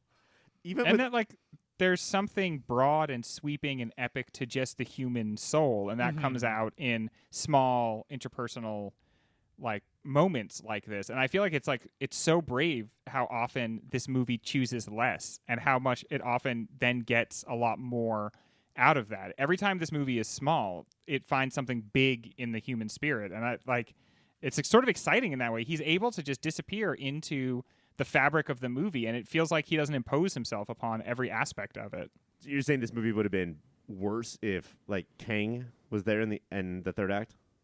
I think that probably would have made it worse, yes. I don't know. That would have been crazy. The last detail was infamous for the amount of cursing, as we mentioned earlier. But in 2023, if you didn't know that, would you have had any idea that this movie features a lot of cursing? No. Would not have noticed at all. I think there's also, I think the word motherfucker may not have been said as often back then. And so I think that for some of America, they were being introduced to. Oh, and I bet like it was one of those things where like people were passing out in theater aisles. Yeah. And there was like footage of ambulances coming. He's going to say it. He's going to say the swear. Randy Quaid is so sweet and innocent here. Should we have sent him directly to jail anyway and then left him in there for the intervening years? Probably. Did we decide on this tonight's episode between The Last Detail and the 90s comedies and then the QAnon, all of that his autobiography is just called Shitters Full? Shitters Full. Is there an early 70s cliche that our three heroes didn't run into? Cowboy bar. I didn't. Okay, that's a good one, dude. I didn't notice this the first time I watched it, but the second time it was like, this is just a string of everything I know about the 70s. Yeah, that is a way in which it kind of does feel like it was made after the 70s. It's like now we're gonna go to a porno magazine stand. Can you believe that exists in the city? Here's an improv class. Here's a yoga teacher. Yeah, here's an Eastern-ish religion. Was that a real religion, or was that like supposed to be like the Krishnas, but not quite? It felt Krishna-esque. It felt Sufi-esque. It was definitely a lot of things slammed together. It felt like Ashby being like, you know how they're into this stuff. It's chanting and stuff like that. But it did not feel like Forrest Gump of like, string them all together and we'll figure it out. It still felt very real, you know? And I loved watching these guys in the counterculture, and it wasn't played for broad laughs. It was all so subtle. No, the how uncomfortable they looked. Yeah. They wanted to be there, but now they are uncomfortable. Man, yeah, that party scene is the piece de la résistance. Yeah, kind of the heart of the whole movie, right? I love the where one of the women brings up to Mule race, and the way he turns around, like, I don't want to have to do this. Come on. And he's like, no, but I will. Okay, here we go.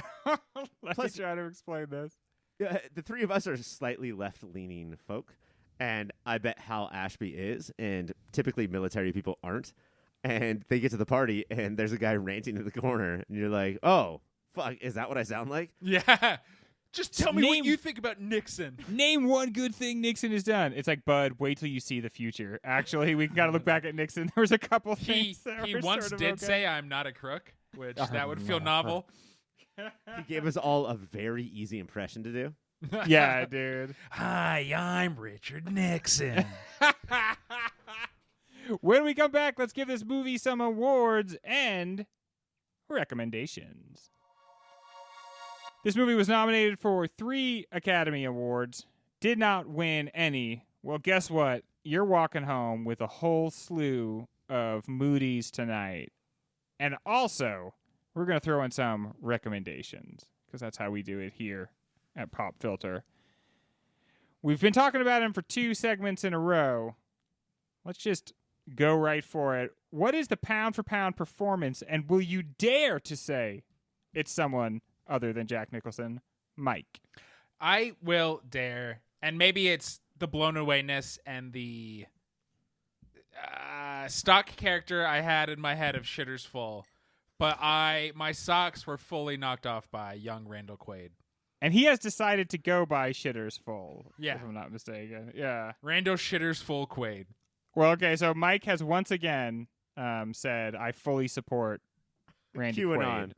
Yeah, Ryan, do you throw your full support behind the works of Randall Quaid? I actually think that Randy Quaid is the obvious pick here, so I'm going to go with young upstart Jack Nicholson as the pound-for-pound performance of this film. You son of a bitch. Yeah, I'm not a creative man. I'm not an intelligent man. I'm not a good man. But you do know what love is. I do know what love is, and I loved Jack Nicholson's performance in this, so I think the pound for pound goes for him. Hal Ashby is our director here. We didn't spend a ton of time talking about him, but what is his signature move in this movie, Ryan? I am going to have to go with Hal Ashby started off as an editor and became such a superstar editor that they had no choice but to like give him movies to make, which he was also, which I have to imagine is the editor's dream, but is not something that happens a ton of times. No, like how do you become a superstar at a job where you're supposed to not be noticed, right? Like, Yeah. how do you move up in that world? If you are noticed, it's probably because you messed up. Right. I'm going to go with a drinking scene that is quite possibly, no offense to Lock, Stock, and Two Smoking Barrels, the greatest drinking scene of all time. It lasts about 40 minutes longer than you think it should. But it is one of those nights out for sure. It is the most realistic drinking scene I've ever seen in film history. It's like nothing crazy happens. You know, like they don't get into fisticuffs. They don't wake up next to a tiger. Right, exactly. But the way they go into a shitty hotel room. There's a scene there's like one clip of, I want to say, Jack on the bed and Otis on the floor. And Jack tells a story about how the whole story is how he was standing on a car and his friend was on the ground and he peed on his friend's head just because he wanted to. And Otis is like, you better not pee on my head. And it doesn't. And they laugh so hard at all of that. They're like laughing so hard they can barely get the lines out. It doesn't seem scripted. It seems so drunken. We have been friends for 40 years, even though we just met. But the way that time goes by, the way that this scene is edited, the amount of time that actually goes by is way too long, and yet it feels like no time at all. That's Hal Ashby to me. The sensitive amount of male bonding, like we've been talking about. They all, for the image, they all like our dad stripped down to their underwear. Mule even takes like a shower. They're sort of like just naked with each other, and it's like the only entertainment is this crappy hotel room and some beers. Yeah, and a loud war movie on the TV. Yes, yeah. And then they finally have to stop watching TV because back then TV would just go off. They're just like, well, we're not going to broadcast any more TV now for the rest of the night. And you just have to like... the healthiest thing about the 70s. Yes. And then they would start the next morning with the national anthem. Mike, what is your Hal Ashby signature? Earlier in the evening of the episode, Ryan said he's like a tonal master. And I think the scene with Ron Lillian, Carol Kane, and Quaid... that all of that, from Isn't It Funny He Came in a Second to how uncomfortable they both are to how tender it turns to her lying for his sake, be like, no, yeah, I do like you. All of that felt so like it's funny at his expense, it's sweet, and you still feel bad for him, and all of that felt Ashbean. A couple of great answers. I'm gonna give the edge to Ryan there. I feel like for a movie that has sailors in it, has a little bit of racial relations in it, is made in 1973, I felt like cringing was not as necessary in this movie as others we've seen, and maybe as not as necessary as you might think hearing the description of it. Was there a time, you guys, where you felt like a real actual cringe, Mike? This isn't the movie's fault.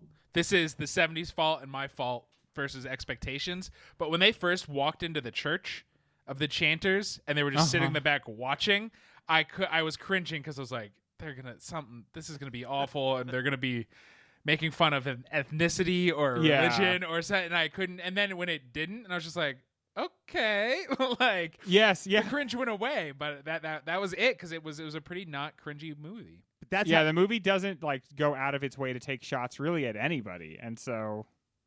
Those who deserve it or those who don't, like the soldiers, the new people that they meet, like there's not shots taken. And the most unrealistic part about the movie is that Jack, and to a lesser extent Mule, like they're more interested than ready to make fun. The people that I know that are like Jack in real life are ready to make fun more than be curious. Absolutely, always. What do you think it is, Ryan? When did you cringe? Again, just like Mike, for me, it's very personal. After the gun scene, the three of them are doing their post-mortem, let's talk about what just happened while we walk down the sidewalk. And Jack's like, did you see what I just did? Let me tell you about what I just did. Here's what I did. This is why it's funny. And God, that it just sends shivers down my spine. Like, dude, can you just let the moment sit for 1 second? Yeah, right. There's so many times where right after something happens, they start talking about it. Oh man, remember 2 minutes ago? Which is That every group of dudes I've ever met in my entire life. Yes, but that's the fun of the boys' trip is you start reflecting on it right away while it's happening. You're already like, man, what a great morning. We were so young. I'm going to give that one to Mike. So now we get to the last detail specials. What is, Ryan, the most relatable me and the boys moment? Okay, so as I said at the very beginning of the show, I actually have had a lot of moments like in this movie. Nothing military related, but there have been moments where... You're taking a friend to jail. Taking a friend You've to been jail. on a boat. I have been on a boat. The one that hit me the most was very inebriated with the two of you in one room and just barely being able to stand up and not understanding how sleeping arrangements are going to work. Yes. Yes. Fuck you. That's mine. And unable to like talk about it. Yeah. And just like And everyone's in their underwear for some reason. There was never like a choice that everyone stripped down to like their boxer shorts and undershirts, but we're just all dressed like that suddenly. and this scene is so amazing because one guy, Mule, is like, you have to tell me, how is this going to work? And the other guy, Jack, is like, who gives a fuck? And that's so frustrating. Like, Yeah. I'm trying to organize here, and I'm super drunk, and you don't care at all. And Meadows pulls the Greg move, which is, well, I'm Take passed the out bed. in the Take nice bed as soon bed. as- You know what? I'm Before gonna you bounce said an it was the hour Greg move. earlier. I was going to say the weakest person falls asleep on the nicest bed. That's me. That'd be me at 9 p.m. So you both have that same moment? Yeah. A That's great so moment. funny. Boys being boys, being boys being boys. And then our last award, the last detail you noticed. Mike, what is the last detail you noticed in this movie? It's a pretty loud movie, even though it's intimate, right? Even when there's just the few of them, they're talking a lot. There's not a lot of like, and so they've dropped off Meadows. It's just Mulehall and Badusky, and they're walking. They're like, I guess here's what I'll do. Here's what we'll do. And there's anytime they're not saying a sentence, it is dead quiet. Nobody else is around, and it's so kind of crushingly lonely. Yeah. And The no triumvirate matter has been broken. how you like, and sometimes Mule was like, I hate this shitty detail. He even says it here. Like, no, you didn't. This was the time of your life, and you remember this for years. And I don't know. It was just achingly lonely. And As soon as Meadows fuck. was gone, Yeah. that their little community was just like, there was nothing for just the two of them. Even though it seemed like the two of them were like the closest Right. of the three, once he's gone. So keep that in mind, guys. You think you can do without me, but you can't. You can't just take me to jail. We're still turning in the papers, Greg. You'll be gone by morning. Ryan, what is the last detail you noticed in this movie? The last detail I noticed was that the movie was over and the credits were about to roll, and then my memo came in of the awards for this week. And one of the awards said, "What is the last detail you noticed?" And I was like, "Is that seriously the award?" Could And that be it? so that was the last detail that I noticed was that the award was, "This is the last detail that I noticed." I will tell you, the last detail I noticed was with about 2 minutes left in the movie, I happened to notice that there was about 2 minutes left in the movie. And honestly, 2 minutes out from the end of this movie, it doesn't feel like it's about to wrap up that quickly. Like, they get done being reamed out by that Marine and they yell at him and say they want to see his XO. And it feels like there's got to be a little bit more, right? But it basically ends 2 minutes after that. And that was a bit of a surprise. This movie starts and ends so quickly. I really appreciate it. I Yes. applaud the way, oh, we're in the plot now. Oh, we are done now. But The I'm going to give the point 70s. to Ryan because, Mike, you famously make some pretty lazy choices on this show. But to take the name of the movie itself But- and make that your award category, we cannot. Didn't I reward come that. up with a fucking great detail at the end there? Yeah, and it was as silly as it sounded at first. The more I thought about it, the more of an interesting. Actually, no, idea it I have a was. last detail. It's when, after this podcast, when me, Mike, and Greg are walking down the sidewalk celebrating, and Mike's like, "Didn't I fucking come up with a great detail at the end there?" Guys, wasn't that great what I did? Wait a minute, you think you're the Jack Nicholson in this group? No way. I don't. Apparently, Ryan thinks I am. In this version of the story, Ryan says that you do think that, Mike. I So do now have a I don't know what to mustache. believe. Gentlemen, it's time to get to recommendations. Ryan, let's start with you. What's your recommendation? Greg, I thought that I had recommended this movie recently. I went through all of the library of Pop Filter, and I couldn't see Yes. that I had. But We don't talk about our library enough. I know, and it's so like, why are all the books so dusty? Yeah, I don't know. Can we? We have like a bigger, nicer version of that Criterion closet Yeah. that looks like where they put the pornos in, like a cheap VHS rental store. But like, how much is our dust budget?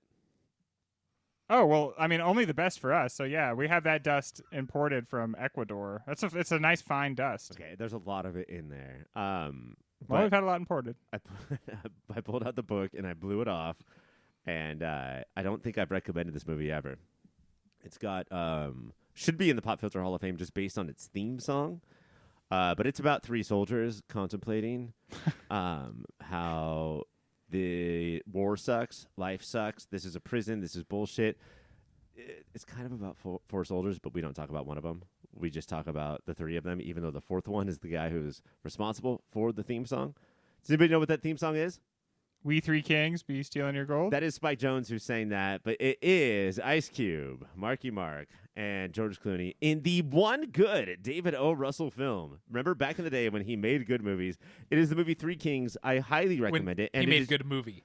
He made I Heart Hucklebees. Are we done with that's that true. one? I do like. I do like I Heart Huckabees. I like it I enough. Heart Huckabees. I like it enough that I always think it's Alexander Payne who did that one. You can just make that decision. Just sign up for IMDb Pro and change it. Change it. Go here making a correction. But I don't hear enough about that movie anymore, and that's Yeah. a damn shame because that movie fucking rules. Mike, what do you recommendation? Male bonding. There is structure. There are hierarchies, but when it breaks down, we are the same. And Ryan brought him up earlier tonight. Link later. I could not get Dazed and Confused out of my head. And there's so many Yeah. differences, but the way the baseball team brings in the young, soon-to-be freshmen, I could not stop thinking about. Whoa, what a sleeper hit. I fucking hate you. I'm sorry I don't have a guessing game make you guys guess the thing. And we both guessed it instantly. So how is that so sleepy? That's a bitch? good guessing game then. The movie I was thinking of the most while watching this is similar in some ways and different in so many others. It came out, I think, in 2020 or 2021. It was Never, Sometimes, Something, Always. The movie where the two girls are going on the road trip to New York because the one girl needs to get an abortion. And it's the two of them against the world. There's a lot more silence in it, but you see them sort of like become the world for each other. Never, rarely, sometimes, always. Yes, thank you. And you see them like projected into just how cold and indifferent the world is, and how much we need to rely on each other. Because when we are just lost in the city, we literally. Like we have nowhere we can go. We have nothing we can do. We just have each other in these moments. And then it also ends with this sort of uneasy feeling that has been broken. That like at the end of it, we've lost something. And there's even a sense of like perhaps implied peril at the end of that movie. And so there's these moments of togetherness and community that forms, but you almost get the feeling that a lot like in The Last Detail, the house always wins. Like you have to do what the man tells you to do, and ultimately you get consumed and destroyed by the system. And we have to find liberty in the small moments where we can establish that with each other. And it won't be lasting. It won't that's not something we can have, but we can have some time together. Sometime. Never, rarely. Never, rarely. It's a movie. Oh man, and when you find out what the title means, Yeah. your heart gets to break for like the 18th time in the movie. In a shot that is the shot of the decade. It's a movie that will make you hunt down your best friend and hug the shit out of them. Also great. And also will make you be like, wait a minute, women have to have access to abortion. Right, yeah, it should be Because it sets up a scenario where there's just absolutely no reason why this girl should be as tormented and in as much danger as she is. Anybody would agree that she should have the ability to terminate this pregnancy, and yet she has to jump through all of these hoops that are meant to make it impossible for her to free herself from this situation. I think that we have invented a new genre called No Planes, Just Trains, where you do have to travel with very, very cheap transportation throughout the entire movie. It would have been funny if all the Navy boys had been on a plane, a bus, and a train, because they never go out on the water. They talk about the water, but I don't even think you see the ocean in this movie. There are 3 sailors out to land. Well, there's no ocean on the eastern seaboard. Okay, that's a good point. Yeah, it just goes the eastern seaboard and then just Europe. It's fishes out of water. This was, of course, filmed in the past, back where there was Pangea, so that is a completely cromulent statement. When we come back, we are going to talk about who won this show, and we're going to talk about whether or not we think The Last Detail has what it takes to go the distance.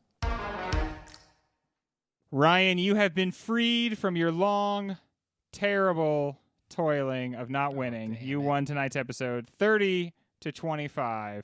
Damn. No drama there. Bit of a housing. A bit of a housing, yeah. Drubbing.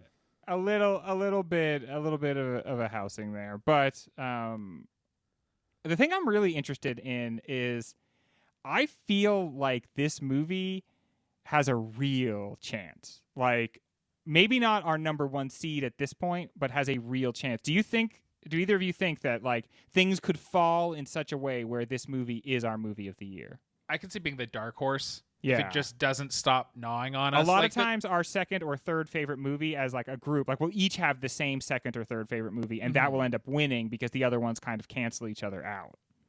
And then there's always every season there's a movie that you don't expect that gnaws on you, and we start off air in every episode you just keep talking about that movie. Yeah. And it's never the big one. It's not The Sting. The Sting was this season, guys. That's crazy.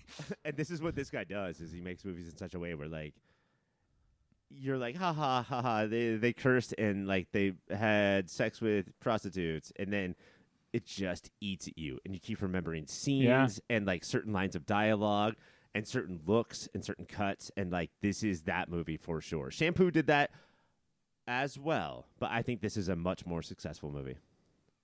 Yeah, I liked it. In a much, I don't know. I think that this year is easier for Last Detail to win.